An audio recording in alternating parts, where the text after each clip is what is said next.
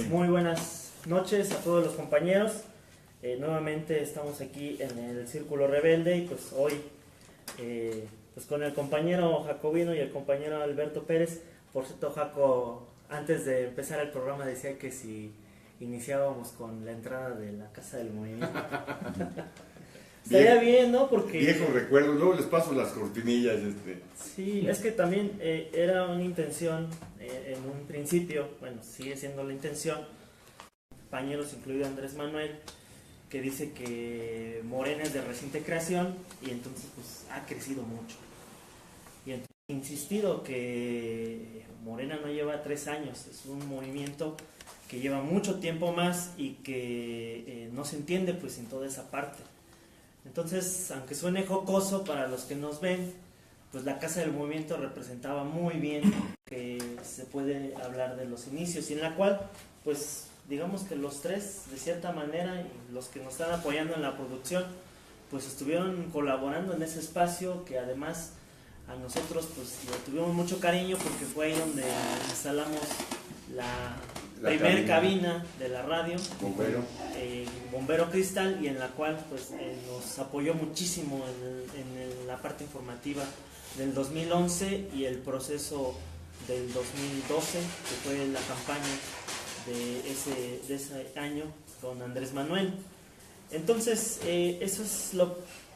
Además de hablar de muchísimas otras situaciones, quisiera que fuera su primer comentario inicial acerca de este movimiento en el cual, pues, digamos, nosotros queremos que estos compañeros que están ahora en un proceso dentro del partido entiendan que Morena no solamente es ese espacio, sino que hay mucho más donde construir. Paco, Roberto, ¿quién quisiera hablar? Déjame presentar a Alberto. Nos acompaña Alberto Pérez Schueli, él es un militante de Morena, es un militante de base. Hay muchas fotos de Alberto en muchas movilizaciones, hay fotos de Alberto brigadeando, en fin, conocido, ahora sí que conocido de la calle, sí. Desde hace muchos años. Somos de la calle. Somos de la calle. Y para rematar y antes de darle la palabra a Alberto Pérez Schueli, efectivamente la Casa del Movimiento fue una iniciativa del gobierno legítimo y se buscaba tener espacios físicos de referencia donde hiciéramos trabajo de vinculación con las luchas sociales.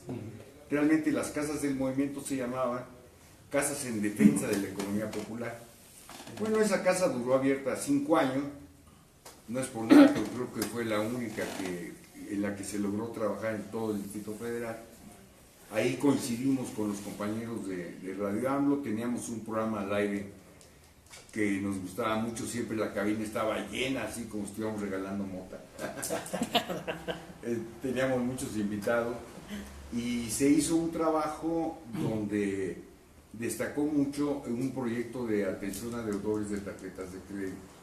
Cuando se vino para abajo la recuperación de parte de los bancos. Y Carmen apoyó mucho esa parte. Carmen y Chasny dirigieron ese proyecto y Carmen fue la que estuvo ya después de que Chasny como se tomó posesión de la Secretaría de Organización del Comité Ejecutivo Estatal. Carmen estuvo atendiendo a todos nuestros queridos compañeros víctimas del acoso de los despachos. Entonces, valga decir nada más, Ludia, que en la Casa del Movimiento se atendieron a poco más de casi 1,700 deudores. En un solo año, según las cuentas que llevaba Carmen, se lograron recuperar 34 millones de pesos entre lo que el banco exigía y lo que realmente se estaba pagando. Ahí se retomó una consigna del Barzón que era debo no niego, pago lo justo. Y en fin, había mucha gente que llegaba, ya nomás cuento esta anécdota para terminar, que llegaba a la Casa del Movimiento y ponían unas caras cuando veían las fotos del Che, las fotos de Evo, las fotos de Chávez, de comandante Chávez, así como a punto de salir corriendo, ¿no? La gente.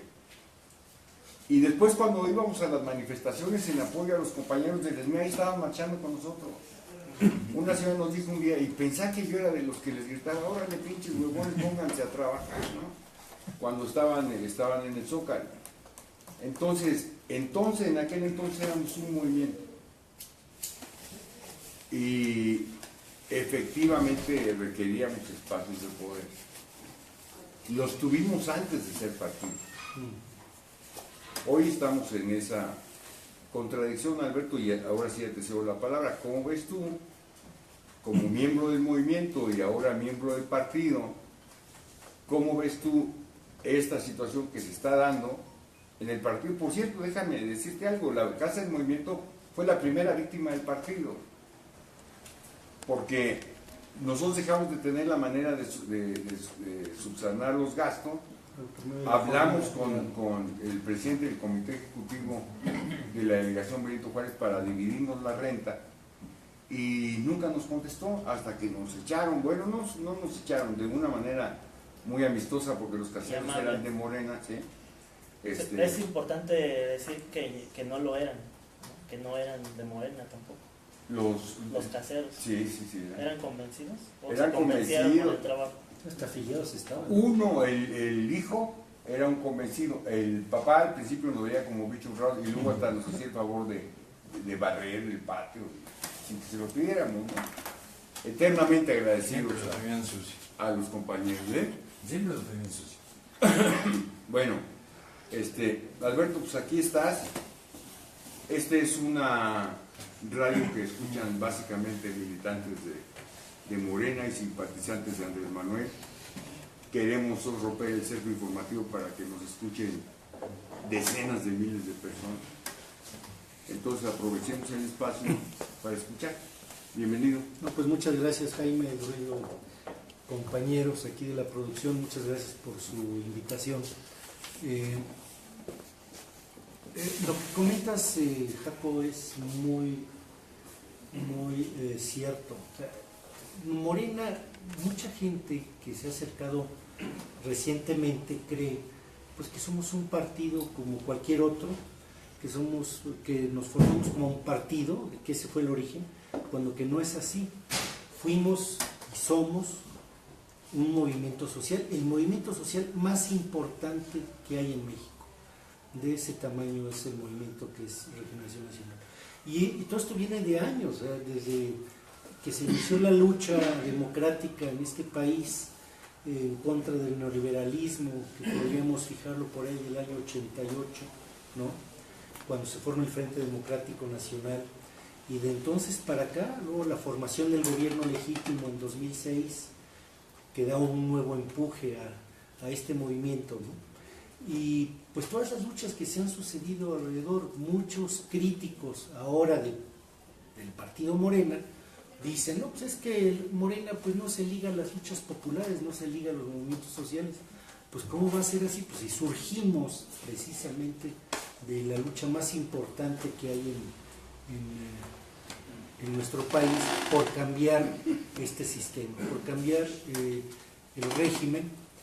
Y entonces, ahora que estamos como partido, desgraciadamente mi opinión personal es que sí hemos perdido muchas de las ventajas o de las formas de actuar políticamente que teníamos cuando éramos solo un movimiento.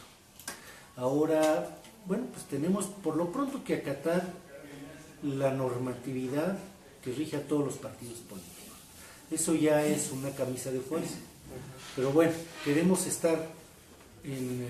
participar en elecciones, ni modo, no nos queda de otra.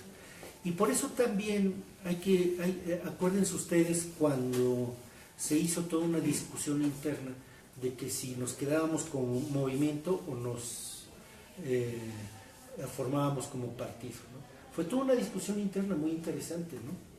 Había los que yo estaba a favor de que nos siguiéramos partido movimiento, había otros compañeros que decían, no, pues ya partido y nada más, olvidémonos de la parte del movimiento, y otros y muchos compañeros valiosos se alejaron porque ellos querían seguir participando, pero como movimiento nada más.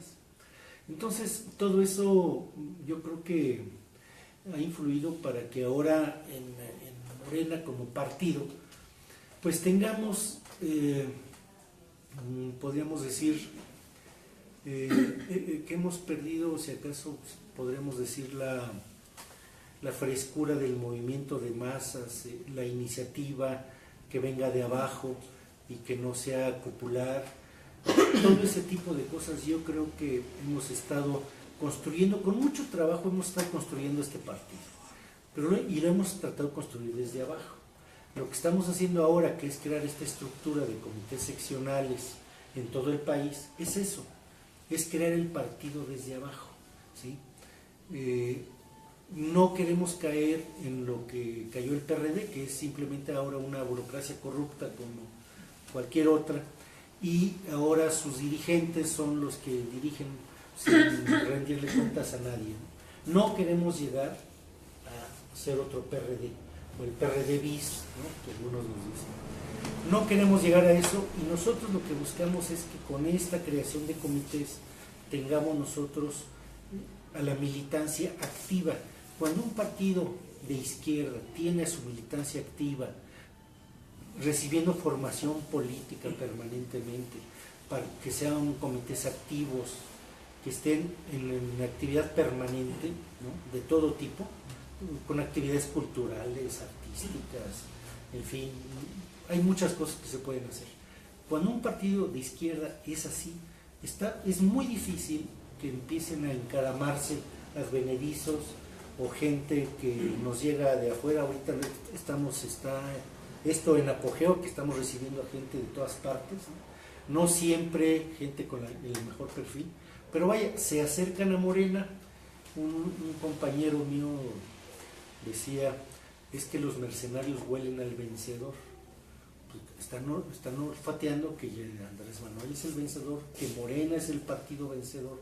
Entonces se acercan, muchos se están acercando por eso, nada más. Era de esperarse. Porque quieren algún cargo, algún puesto, y eso era de esperarse, como tú dices, ¿no?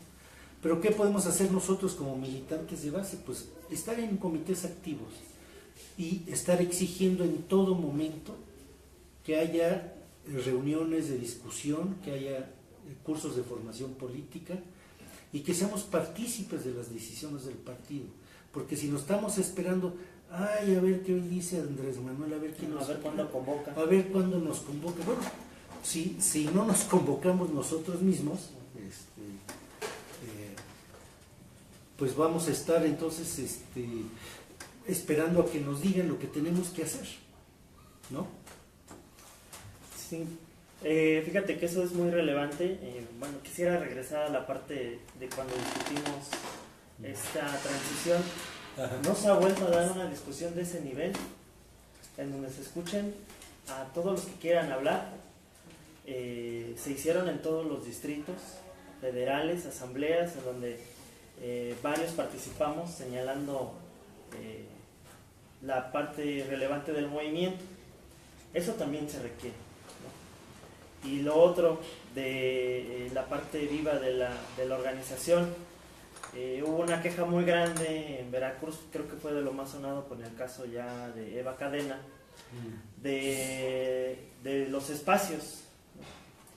Pero algo que reflexionábamos con otros compañeros es que también los militantes no se apropiaban de esos espacios y entonces dejaban esos espacios vacíos y llegaba cualquiera, claro, que podía ocuparlos con lo que tuviera, y al final dejó a muchos compañeros valiosos que terminaron quejándose en otros espacios que no convenían a la discusión al interior del partido, ¿no?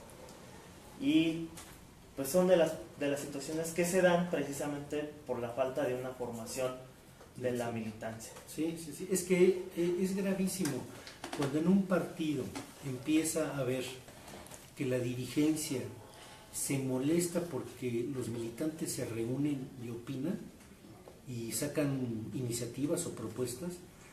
Eso ya es un signo de alerta, de una alerta amarilla, que todos deberíamos de ponerle mucha atención. No nada más los dirigentes, sino todos nosotros, ¿no?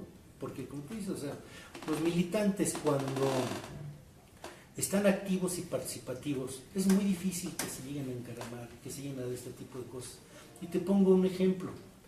Ahora con este proceso en el que estamos en cuanto a la selección de organizadores, coordinadores de organización a nivel de distritos locales, distrito federal, delegaciones, etcétera. En este proceso, porque tuvimos que ajustarnos por una parte a los tiempos electorales, no tenemos mucho tiempo y es un proceso que a ninguno de nosotros nos gustó, porque es un proceso donde no hay asambleas y entonces ¿cómo vamos a elegir a las personas? No, pues que vamos a ver si se busca un consenso y si no, pues una encuesta, cuando que siempre lo habíamos hecho en asambleas. Pero ahora no pudimos, por los tiempos tan reducidos que teníamos, no pudimos hacer. Fue realmente un procedimiento que a ninguno de nosotros nos gustó. Sin embargo, sí quiero comentarte que en la delegación Benito Juárez, a iniciativa de algunos compañeros, cuando se dieron cuenta que... Algo espontáneo fue. Fue algo espontáneo, empezaron a organizarse compañeros de varios comités de base para decir, oiga, no, pues es que tenemos que reunirnos para comentar qué es esto, quiénes vienen, está sonando este señor Acabani que quiere ser otra vez delegado, pero ahora por Morena, eso es gravísimo. Entonces empezó ahí una efervescencia, ¿no? Y se tuvieron en total 3 reuniones. La primera, muy pequeña, en casa de un compañero, teóricamente iba a ser pequeña y finalmente no cupimos y nos tuvimos que salir a... Bueno, la primera de ellas no fue en casa de la compañera Almalilla, pero la segunda fue en casa de este compañero donde ya no cupimos, nos tuvimos que salir. En el patio estábamos. En el garage, en el patio. Y la tercera tuvimos que rentar un local y aproximadamente fueron 250 compañeros. Este local que además nos costó 3,000 pesos y con lo cual fue pagado con una cooperacha de los mismos compañeros, de todos nosotros. Nos cooperamos para pagar el salón, no lo pagó el partido, lo pagamos nosotros. ¿Y cuál era la idea? Bueno, discutir qué perfiles, qué candidatos queremos tener, qué perfiles, cómo son, quiénes están. Y los consejeros, los 10 consejeros del distrito 15, que corresponde a lo que es Benito Juárez, la idea era que tuvieran los 10, no estuvieron desgraciadamente todos, pero tuvimos a 8 consejeros ahí. Y ellos escucharon a la gente, a toda la gente, todo el que quiso hablar, habló. Unos despotricaron, otros exigieron explicaciones, otros hicieron propuestas, pero en fin, ahí la militancia se expresó. ¿Qué vino después de eso? Vino el consejo donde hubo la votación de las ternas, porque al no haber consensos, que era lo ideal, que saliera un candidato, ¿no?, elegido por los consejeros, pero al no haber este consenso, pues hubo necesidad de votar en muchos casos y sacaron la terna, que fue lo que se dio en el caso de la jefatura de gobierno y fue en el caso de los coordinadores de organización de la delegación Benito Juárez, que estábamos inscritos 10 al principio fuimos inscritos 10 y ahí se votó una terna, finalmente quedamos 3 ahí al final, que son la terna, para la encuesta. Entonces la encuesta va a determinar quién de los 3 es el que tiene mayores posibilidades de ganar, ¿no? Esa es otra parte que también como partido hemos tenido que sufrir, el pragmatismo, ¿no? El ganar a toda costa, no importa con qué tipo de candidato sea. Ese pragmatismo yo creo que le está haciendo mucho daño a nuestro partido, porque nos estamos olvidando de que, pues, lo que comentábamos hace rato, o sea, cuando uno se incorporó a Morena hace ya algunos añitos, pues uno no entraba a Morena con la idea de tener un cargo, ¿no? O de, yo voy a querer ser diputado al rato, ¿no? No, nos decían, si esa es tu aspiración, aquí no es tu lugar. Así te decían, sí. Pero pues eso no puede ser, o sea, perdemos entonces ya la esencia ahora de que vienen personas de fuera que jamás han trabajado, que no se han sobado el lomo en las calles, ¿no? Y ahora de buenas a primeras, no, pues yo ya me fui a registrar porque quiero ser diputado federal. Oye, pues espérate, ¿tú quién eres, no? ¿Por qué? ¿Por qué de aquí? No, pues porque aquí vivo y quiero ser. Pues qué bueno, regístrate como la indicación es que se registre todo el que quiera, pues se registró todo el que quiso.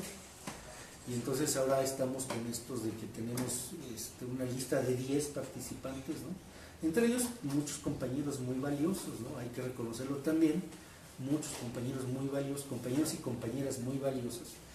Pero a final de cuentas, en el momento en que se elige una terna, pues ahí entra ya los procedimientos de las votaciones, ¿no?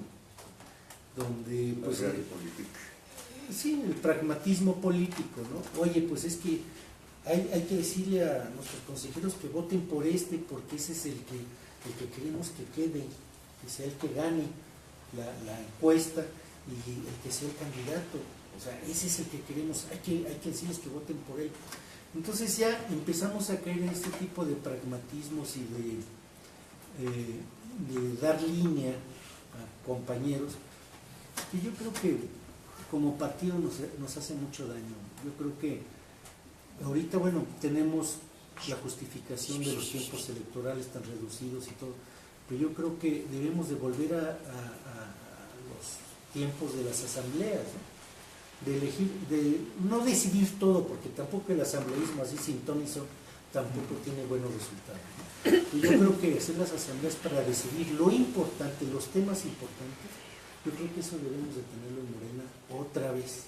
Si lo teníamos como movimiento, yo creo que ahora como partido no debemos de perder eso, porque yo creo que las bases, los militantes, es lo más importante con lo que contamos, ¿no?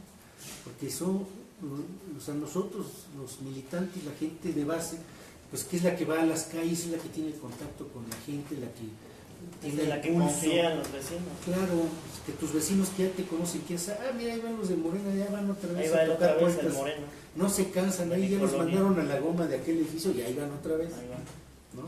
O sea, y así, ¿por qué? Pues porque así somos la competencia de los testigos de Jehová, eso de tocar puertas, ¿no? Luego les ganamos, ¿eh? Y en ese sentido enfrenta además a los militantes, a ese militante que arrastra el lápiz, que se va con el periódico a las colonias, a las calles, a las vecindades, a los edificios, a los condominios, y que en un principio parte de promover el proyecto que representa Andrés Manuel, que representa un gran movimiento, pero que cuando llega a estos niveles se enfrenta con que hay propuestas de un consejo que no representan lo que hemos trabajado desde antes de ser partido. Y además señalar que dentro de todas estas coordinaciones a nivel delegacional, solamente una tuvo consenso. No, dos, ¿no? Creo que nada más Álvaro Obregón. Sí, Laida, Con nada Laida. más ella. Sí, nada más fue la única. Era la Fue la única. única. No, y Clara, No, se van a la encuesta. encuesta. Hay una terna también. Hay una terna para encuesta. Bueno, mira, la construcción de Morena fue desde un principio una estructura electoral, pero muchos lo vimos como la oportunidad de construir lo que nuestro sueño, que es el poder popular. Que hubiera comités de vecinos, digamos, con una concepción política que pudiera orientar las luchas de los vecinos a la lucha por el gas, por la pavimentación, como dicen los sinaloenses, por las luminarias, contra la inseguridad, etcétera. Todas las luchas que son propias, orientarlas y explicarles. Hoy nos quieren elevar las tarifas del consumo de agua. Pero el problema no va a parar ahí. Hoy es el agua, mañana ya fue la luz, mañana va a ser el predial y después nos van a cobrar en las escuelas, y tener la capacidad de vanguardia de explicarle a la gente que lo que nos jode es el sistema. Entonces, esa sería la tarea, además de la organización, la tarea de nuestros comités. Pero como todo se ha hecho con el apuro y el pragmatismo electoral, no, comités seccionales. Sí, ¿por qué? Porque lo más importante para ellos es cuidar las elecciones. Entonces, de alguna manera se ha venido dando un fenómeno muy feo de que el partido se ha venido comiendo al movimiento. Efectivamente, toda la gente de Morena debe sentirse un posible aspirante a ocupar un cargo público, pero yo he escuchado aberraciones como que un compañero que por repartir volantes, sin ninguna preparación académica, él exigía su derecho a ser funcionario público. Hay que acotar bien, o sea, el que hayas hecho trabajo de base, el que hayas hecho, brigadeado y el que haya estado en las colonias, te da sensibilidad en los problemas, pero no te da lo demás, que es un perfil que puede ser de pura experiencia o que puede ser un perfil académico o que puede ser una combinación de ambos. Entonces cuidado con los que reclaman el derecho del ya me toca, ¿no? El famoso ya me toca. El ya me toca, que Eluida acaba de escribir un artículo muy interesante sobre eso, Eluida. Nuestro compañero Druida. Y esas aspiraciones son totalmente ilegítimas. Pero las contradicciones que estamos viviendo sí tienen que ver con que algunos piensan que llevando a Andrés Manuel a la presidencia de la República todo se va a arreglar.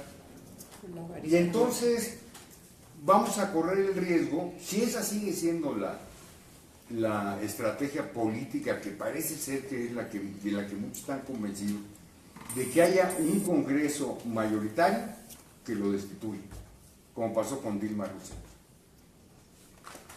Entonces no es un juego el pensar que una presidencia fuerte y opositora al neoliberalismo requiera una fuerza popular inmensa. Eso lo entendió muy bien Hugo Chávez. Un gran movimiento popular. Un gran movimiento popular que se va a lograr solamente teniendo células en cada colonia, en cada unidad habitacional, aquí parafraseando a nuestro querido compañero Eduardo Cervantes, que tenía una claridad prístina, ¿no?, sobre este asunto. Él decía, vamos a tener comités en todos lados y que los comités nos vinculemos con la lucha social. ¡Claro! ¿A poco yo como Moreno soy ajeno al sobrecosto de la energía eléctrica? Pues no. Y entonces los que quieran organizarse, platiquemos con ellos.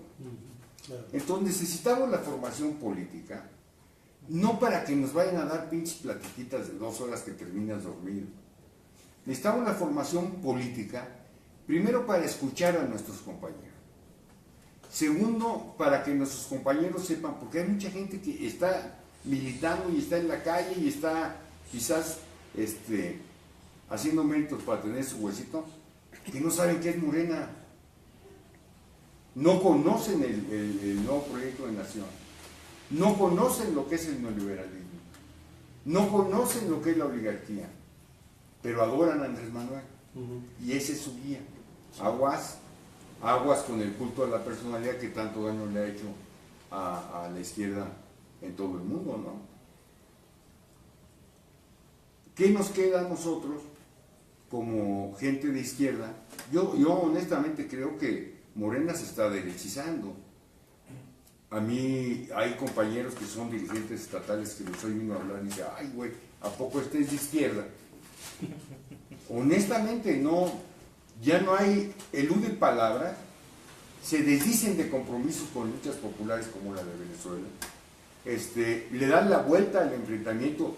No es un asunto de que nos estemos peleando nosotros con Peña Nieto, es un asunto de que son dos clases que han estado en pugna desde la Revolución Francesa y que de esa pugna tiene que salir una sociedad nueva, con un hombre nuevo, que está planteado un poco tímidamente en nuestro nuevo proyecto de nación cuando hablamos de la revolución de las conciencias. Entonces, hay que trabajar en la cuestión electoral, sí, porque queremos un cambio pacífico, pero que no nos coma la cuestión electoral el espíritu de movimiento que tenemos, porque entonces vamos a servir para un carajo. Ok, ya hicimos presidente Andrés Manuel, y luego... Exacto. Y luego, Y eso no, y espérate. Muchos compañeros se van a conformar con que ya les van a dar algún cargo. Y ahí, No, ahí acaba la lucha para ellos. No creo que muchos, pero sí unos, y algunos muy importantes. Yo digo que los malos son muy poquitos, pero ¿cómo se notan? ¿no? Hacen mucho ruido. Hacen mucho ruido, son conspicuos, son muy apreciables, no apreciados. Entonces, si es cierto que el camino para fortalecer al movimiento y para exigirle a nuestros propios representantes la rendición de cuentas, es que construyamos, no comités seccionales, que construyamos el poder popular por barrio, por colonia, por unidad habitacional, por escuela, por sindicato, en fin, Claro. que lo hagamos y lo hagamos seriamente. Sí, porque tus comités seccionales es la estructura, le decimos, es la estructura de Andrés Manuel para ganar la elección. Y ya, pero tienes razón, o sea, queremos tener comités por barrio, por fábrica, por escuela, ¿no? O sea, de eso se trata, ese es el poder popular, llegar a tener eso. Una vez que en el poder Andrés Manuel, ahí es donde va a empezar la lucha en realidad, no es donde termina, es donde va a iniciar la lucha. ¿Por qué? Porque por un lado está la revolución de las conciencias, pero también otro objetivo importante es crear este poder popular como soporte de esa nueva presidencia.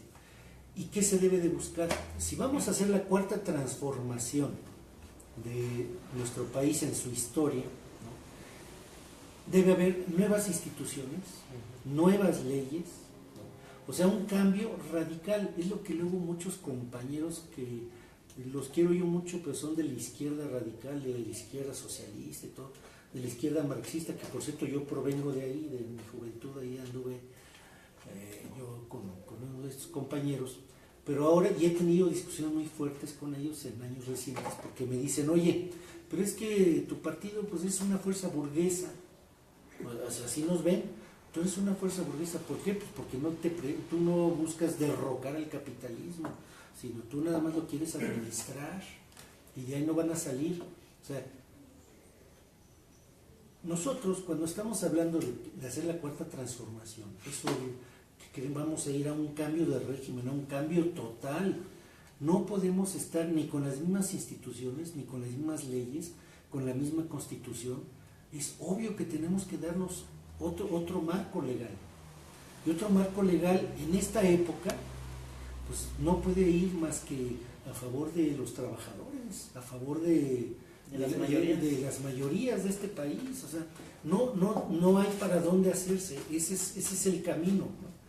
Porque quedarnos así es hacernos tontos, es nadar de muertito. Termina Andrés Manuel su sexenio y entonces, ¿qué va a regresar un neoliberal?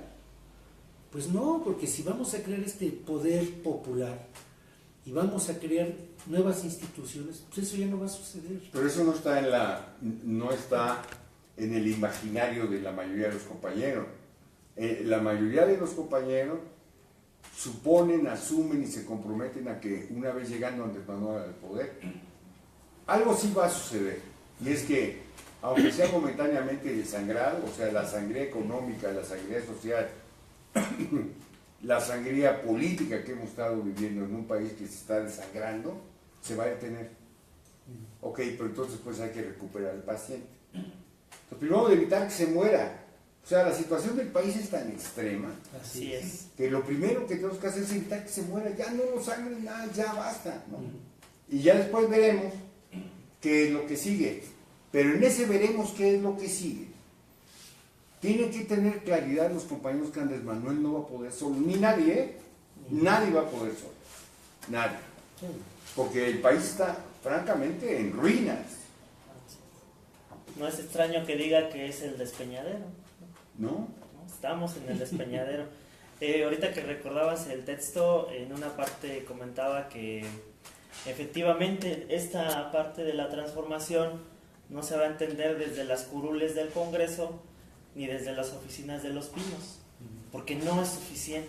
O sea, no alcanzan la aritmética política de los institutos políticos para solventar esta gran sangría que tiene el país. Luego entonces volvemos a nuestro origen. Es necesario mantener la llama del movimiento encendida al interior de este partido movimiento, y es un llamado pues a todos, porque no nos podemos quedar con el simple hecho de esperar a que llegue tal o cual persona, porque también implica una responsabilidad social, política, histórica de todos, seguir conformando organización popular que permita que las decisiones ejecutivas y del Congreso se fortalezcan con un gran movimiento que esté en las calles y que, como decíamos en un pequeño espacio, de estas grandes mayorías que son las que requieren y sufren y padecen este despeñadero. Fíjate, yo tengo muy presente que en el 2012 en la delegación Benito Juárez, pues prácticamente no tuvimos ausencia de representantes en las casillas. Y muchos de los representantes en las casillas que se comprometieron con la capacitación y todo lo demás, salieron de la Casa del Movimiento y de la vinculación que hicimos desde la Casa del Movimiento con el Yo Soy 132. Todas las señoras copetonas que iban ahí a ver lo de sus grandes deudas terminaron cuidando las casillas para nosotros. Ese fue, y le dimos una paliza al PRI y al PAN en la Benito Juárez. A Josefina le dimos a 2 por 1 y a Peña Nieto a 3 por 1, los hicimos pedazos. Pero ¿cuál era la diferencia?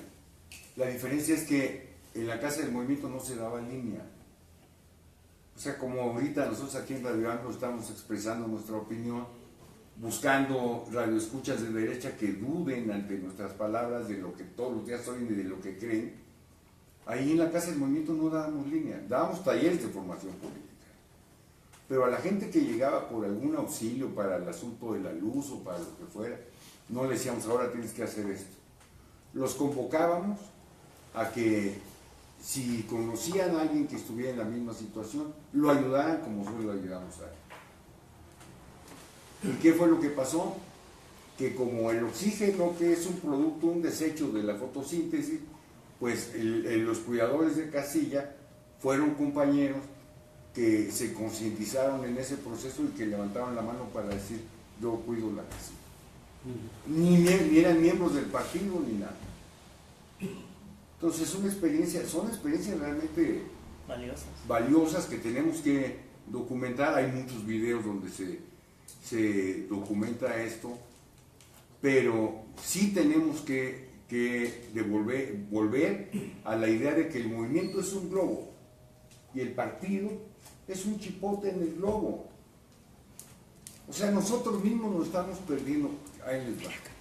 Nomás voy a dejar la pregunta, no es la respuesta. ¿Cuántos compañeros dirigentes o representantes populares rinden cuentas de los dineros que reciben? ¿Cuántos? Hay que se quede. Sí, luego yo soy muy mal visto por algunos dirigentes porque alguna vez se me ocurrió exigir una rendición de cuentas del dinero que llegaba. Bueno, pues eso fue así como que, bueno, este es un metiche hablador, ¿qué le importa, qué se gasta, por qué pide cuentas, no? O sea, ¿cómo se llama? De cuentachiles no me bajaban, ¿no? Sí, pues dinero del pueblo. Claro. De todos. Claro. El dinero del pueblo es sagrado. Pero, no sé, hay compañeros que no les gusta rendir cuentas, no les gusta. Entonces el movimiento debería tener la capacidad de exigírselo o que se vaya. Pero no tenemos la estructura organizativa para hacer la presión suficiente ante nuestros propios representantes. ¿Qué tal si Andrés Manuel sale del Huacán? ¿Quién se le va a exigir cuentas? Él no es perfecto. O el otro escenario. ¿Qué tal si Andrés Manuel lo destituyen de su cargo? Tipo Dilma Rousseff, algo así. Sí, tipo Dilma. Ajá. ¿Dónde va a estar la gente en la calle? Esa es la gente a la que nosotros tenemos que acudir, porque el Morena quiere ser un partido de masas, pero resulta que las masas no están en Morena. No nos hemos podido traer, ni siquiera hemos podido acercarnos con ellos. Hemos olvidado la importancia de las asambleas informativas dominicales en lugares públicos, porque ahora la línea fue, vamos a brigadear. Y resulta que vas y brigadeas y tocas casa por casa y un chingo de gente no está. A otra ya la visitaste 3 veces y ya ponte a trabajar, cabrón, ya es la tercera vez que... Pero ¿dónde está la presencia corporativa de Morena en las calles? ¿Hace cuánto que no hacemos una asamblea informativa en la Benito Juárez? Y cuando éramos gobierno legítimo, estuvimos, en este caso, Chaznillo, en el Parque de la Moderna, casi 2 años todos los domingos. Y al mismo tiempo estaban unos compañeros en el Parque del Álamos todos los sábados. El Parque de los Venados también. Entonces, ¿dónde está eso? Hay que retomarlo, ¿eh? Hay que No, retomarlo. sí, pero primero vamos a preguntar por qué lo perdimos. ¿Qué pasó?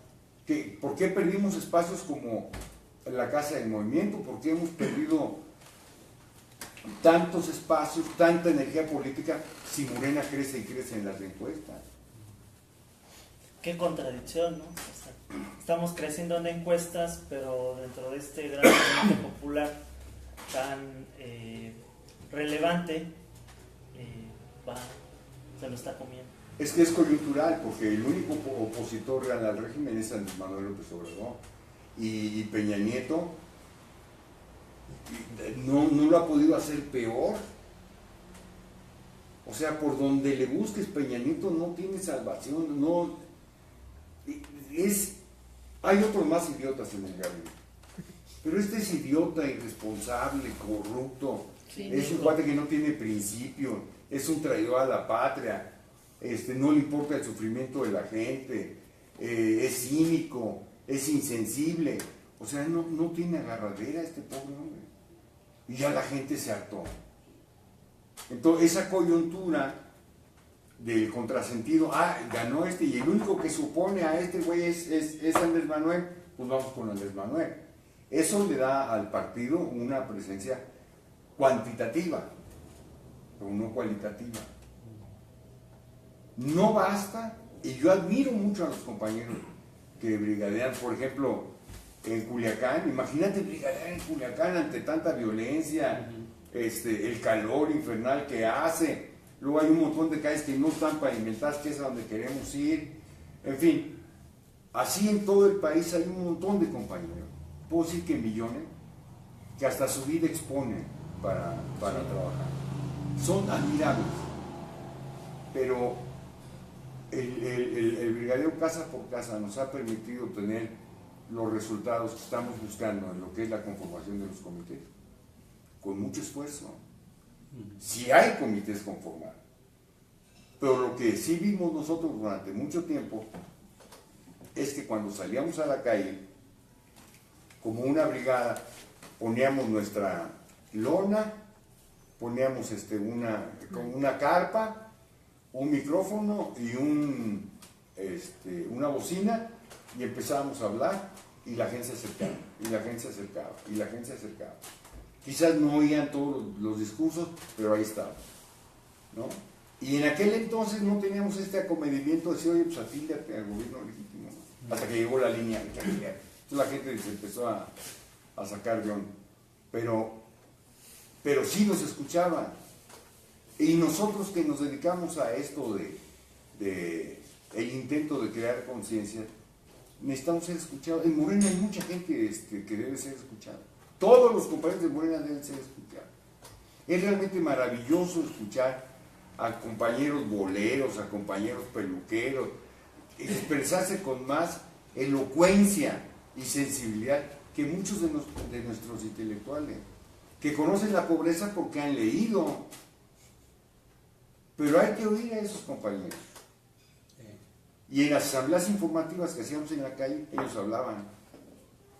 Sí, hablaba la gente. Hablaba la gente y los escuchábamos y compartíamos. Y eso nos daba mucha identidad. Ahorita la gente no se identifica con Morena, se identifica con Andrés Manuel. Bueno, ya estamos en la última parte del programa. Da para mucho.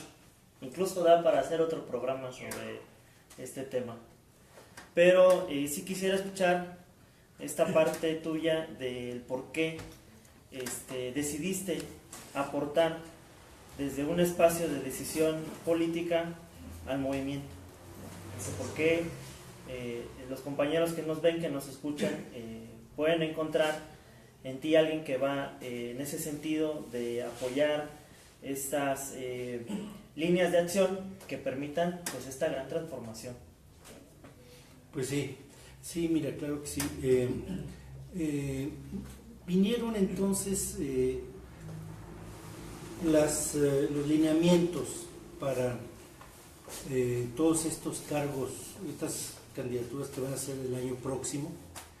Y en reunión con algunos compañeros dirigentes de Benito Juárez, surgió en algún momento dado la noticia de que este señor Acabani vendría como candidato a delegado por la Benito Juárez.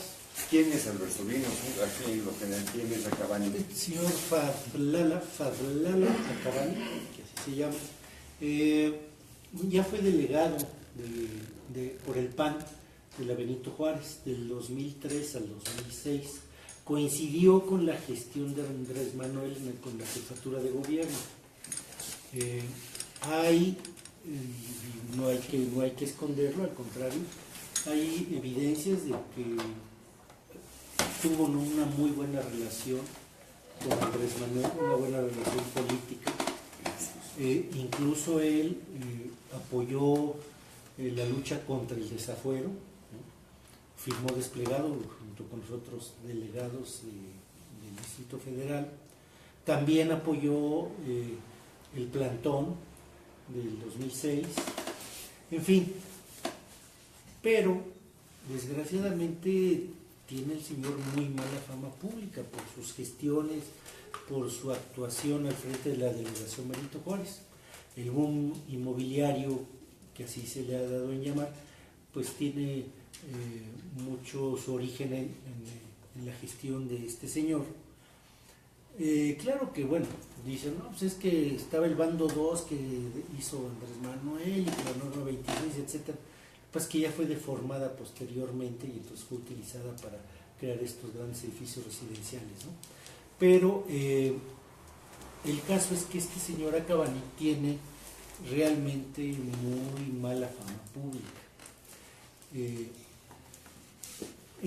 ¿Por qué en concreto? Pues es difícil de precisarlo, ¿no? Pero a cualquier persona, de 10 personas que se le pregunten en la delegación Benito Juárez, primero que se acuerden de él, y si se acuerdan mal. Eso es un hecho, no es porque nosotros seamos un núcleo duro de Morena, Benito Juárez, y que estemos en contra de él. No, es una percepción generalizada, y este señor Acabani me lo dice a mí que no es cierto, que él no tiene ninguna fama pública, que eso es mentira, y que pues bueno, vamos a verlo en la encuesta. Esa ha sido su respuesta, ¿no? Este señor, hay que también recordar que en 2015 compitió por el PANAL, o sea, renunció en el 2014 al PAN, en 2015 por el PANAL compite por una diputación local de ahí de Benito Juárez y queda en último lugar de esa contienda, ¿no? Y ahora pues se acercó otra vez a Andrés Manuel y ha estado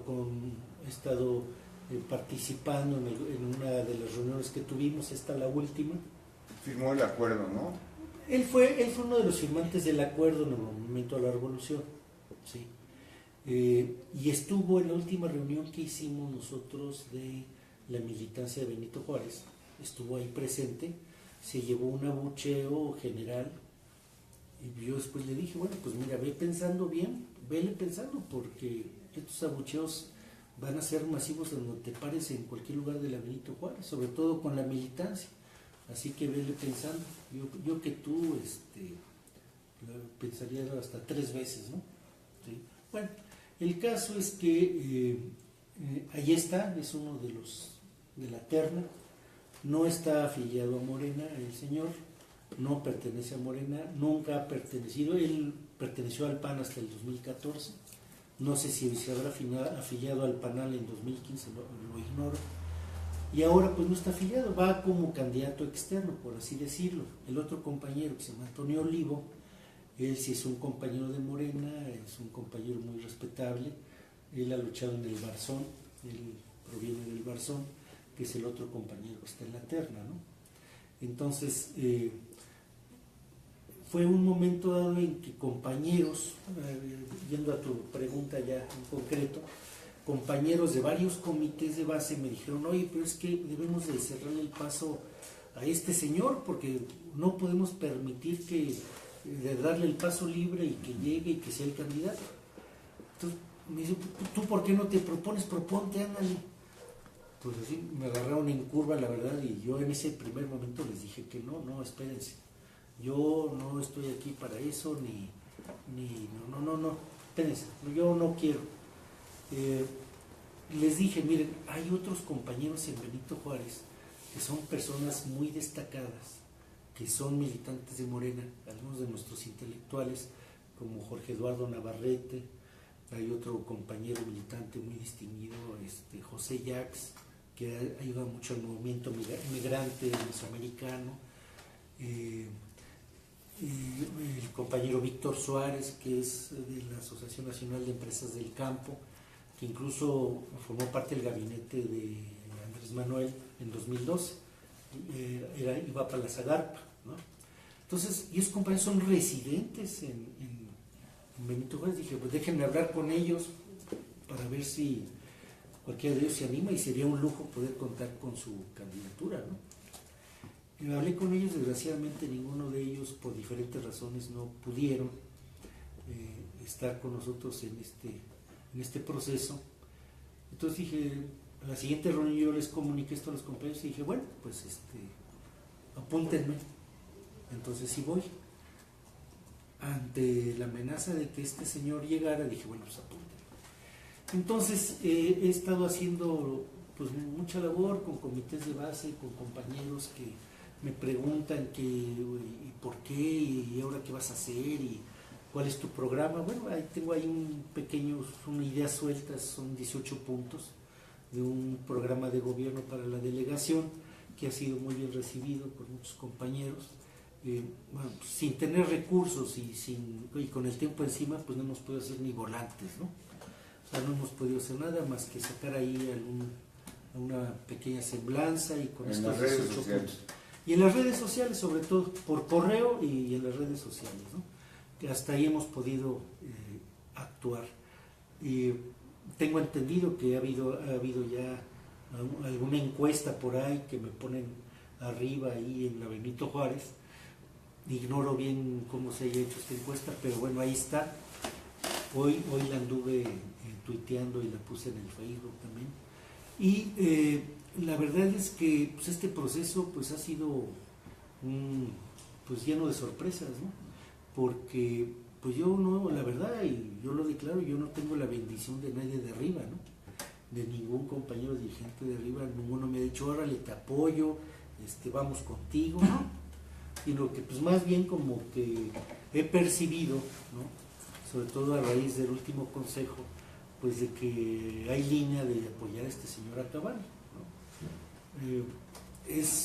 Vuelvo al tema del pragmatismo extremo que hemos estado sintiendo en nuestro partido y que yo creo que le está haciendo mucho daño, ¿no? Este pragmatismo que es ganar a toda costa. Pues sí, bueno, si este señor Acabani tiene mucho dinero, que conoce a todos los grandes empresarios de la delegación, que conoce a los 16 líderes de los mercados de toda la delegación, y que dice, y con esos yo voy a ganar, vas a ver, no voy a tener problemas para ganar. Que si nadie me apoya de Morena, bueno, pues voy a contratar a 200 personas que hagan mi campaña, pues lo puede hacer al final y al cabo. Bueno, ese es el pragmatismo, ¿no? De traer personas que te puedan ganar una elección sin importar para qué y nada, ¿no? Ahora, en todo caso, si este señor Acabani finalmente logra ganar la encuesta, ¿no? Entonces yo creo que nosotros como Morena Benito Juárez lo que debemos hacer es imponerle un programa de gobierno, claro. No que no lo haga él, y que se lo ponga Morena a él, y igualmente en su equipo de trabajo que sean personas de Morena Benito Juárez, los que sean sus funcionarios de gobierno, ¿no? Yo creo que pues es lo más que podríamos hacer. Sería un apoyo crítico, ¿no? O sea, y tenerlo, además, acuérdense que también ahora va a haber concejales. Entonces, los concejales pues van a ser un contrapeso para cualquier alcalde, ¿no? Entonces, si logramos tener ahí concejales de peso completo, dijéramos, ¿no? Yo creo que podríamos ahí tener muy bien controlada la actuación de este señor. ¿verdad? Oye, Alberto, y ya nada más para terminar, y en resumen, ¿por qué tendría la gente que contestar tu nombre cuando le llegue la encuesta? Bueno, en la encuesta, hasta donde sé, son 7 preguntas, 3 son de conocimiento, o sea, te conocen, no te conocen, y cómo te conocen, ¿no? Ahí en esta encuesta donde este señor Acabani es mucho más conocido que yo, efectivamente, entonces de las 7 ya tiene 3 ganadas, ¿no? De las 7 preguntas ya tiene 3 ganadas. Ahora, también lo que resulta, y es muy curioso, es que del 100% de las personas que lo conocen, el 100% opina mal de él. Bueno, pues, o sea, tiene el mismo número negativos de personas que lo conocen, ¿no? Yo no tengo ningún negativo de las poquitas gentes que han dicho que me conocen, se expresan bien de mí. Bueno, entonces, es lo que en la encuesta saldrá, ¿no? En la encuesta, pues digo, yo llamaría, yo les haría un llamado a todos los residentes de Benito Juárez que lleguen a ser encuestados, ya sea vía telefónica o quizás en la calle, no sabemos de qué forma van a ser encuestados, que me apoyen, porque yo creo que debemos de volver a tener en la delegación Benito Juárez un gobierno democrático que rinda cuentas sobre todo y que tenga un sentido social que nunca lo ha tenido, porque pues a los panistas y priistas que han gobernado ahí pues lo han hecho únicamente por el negocio, ¿no? Sabemos cómo se han enriquecido, sabemos lo que han hecho, la gente en Benito Juárez pues no ve resultados por ningún lado, ¿no? Entonces yo creo que hay que recuperar un sentido social, a pesar de que la delegación Benito Juárez tiene un nivel de vida comparable a lo de una ciudad europea, por todos sus indicadores humanos y de desarrollo, pero sin embargo hay sectores muy vulnerables, hay mucha pobreza en Benito Juárez, hay sectores muy vulnerables, pero pues como en todo México nadie piensa en ellos ni hace nada por ellos, ¿no? Entonces yo creo que eso sería parte de un gobierno de Morena en Benito Juárez que cambia radicalmente la forma de trabajar en la delegación.